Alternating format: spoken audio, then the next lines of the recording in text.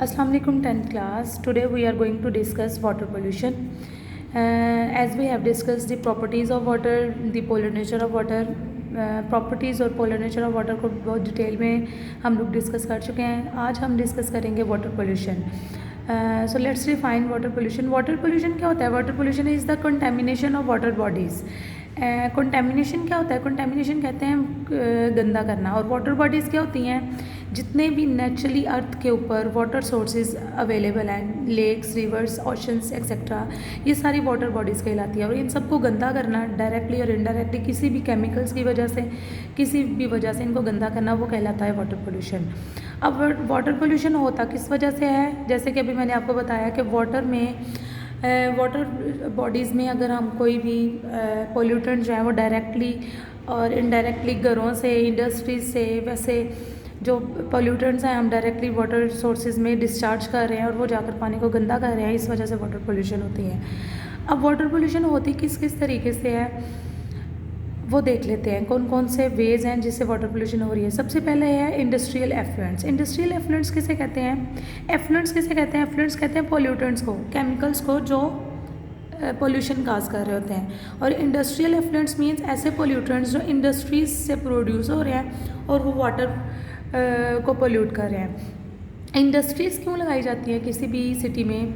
Industries basically लगाई जाती हैं डिफरेंट प्रोडक्ट्स की मैन्युफैक्चरिंग के लिए, लाइक पेपर प्रोडक्शन के लिए, लेदर, क्लॉथिंग, फूड प्रोडक्ट्स.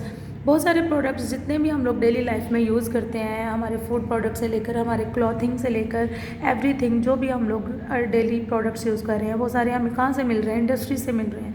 और ये इंडस्ट्रीज़ जो हैं इन प्रोडक्ट्स को बनाने के लिए डिफरेंट केमिकल्स यूज़ करते हैं. और ये केमिकल्स जो है ना डायरेक्ट, ये जो केमिकल्स होते हैं, जो केमिकल्स प्रोड्यूस होते हैं इन प्रोडक्ट्स को बनाने के लिए, वो केमिकल्स डायरेक्टली जो है वो पानी में डिस्चार्ज कर दिए जाते हैं, जो जाकर पानी को गंदा करते हैं, पोल्यूट करते हैं और वो पानी पीने के काबिल नहीं रहता.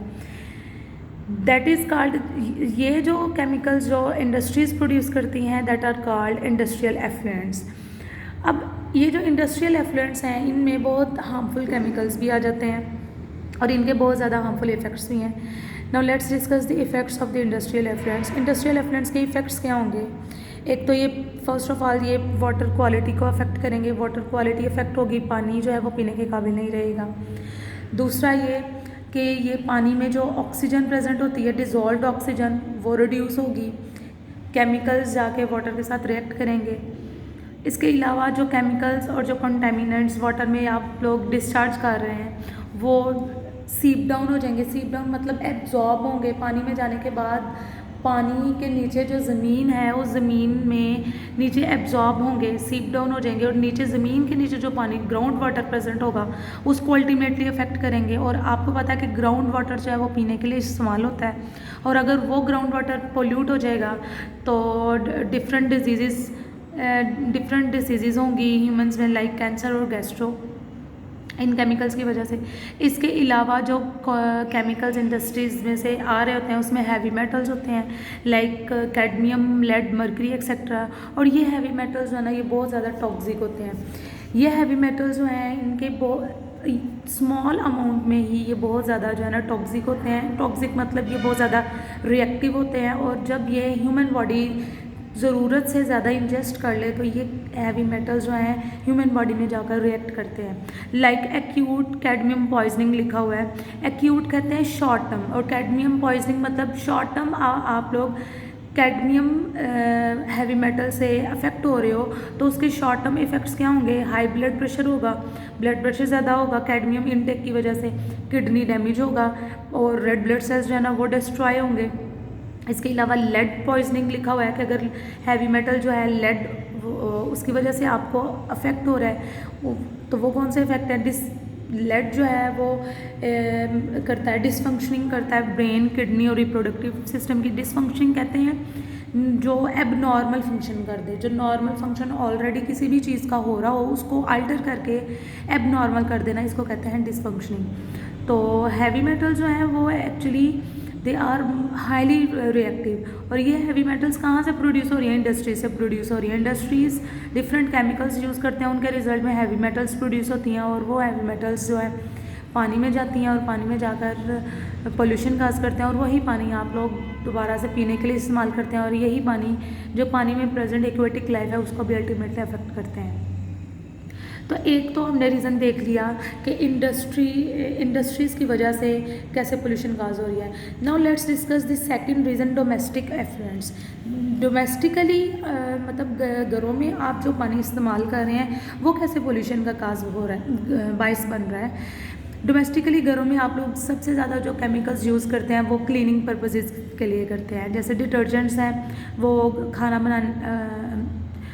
खाने वाले बर्तन धोने के लिए, कपड़े धोने के लिए, घर की सफाई के लिए, जितने भी डिटर्जेंट्स एंड सोप्स आप लोग यूज़ करते हो उनमें क्या प्रेजेंट होते हैं, डिफरेंट केमिकल्स प्रेजेंट होते हैं। और ये डिटर्जेंट्स आप लोग यूज़ क्यों करते हैं, डिटर्जेंट्स इसलिए यूज़ किए जाते हैं कि ये हर तरह की इम्प्योरिटीज़ को जो है ना वो साफ़ करने के लिए इस्तेमाल होते हैं। जितने भी आपके खाने वाले बर्तन हैं उसके ऊपर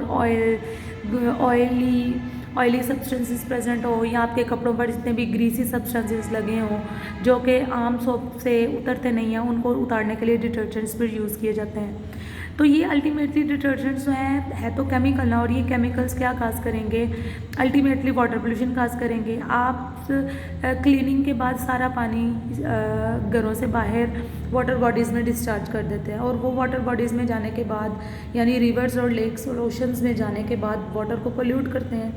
अब ये किस तरह से जो है डिटर्जेंट्स जो हैं वो वाटर बॉडीज़ को किस तरह से इफ़ेक्ट करते हैं वो देख लेते हैं। जैसे डिटर्जेंट्स जो हैं उनमें प्रेजेंट होते हैं केमिकल्स, और डिटर्जेंट्स आप यूज़ करते हैं डिफरेंट क्लीनिंग पर्पसेस के लिए। क्लीनिंग के बाद वो डिटर्जेंट वाला पानी जो है वो डिस्चार्ज कर दिया जाता है रिवर्स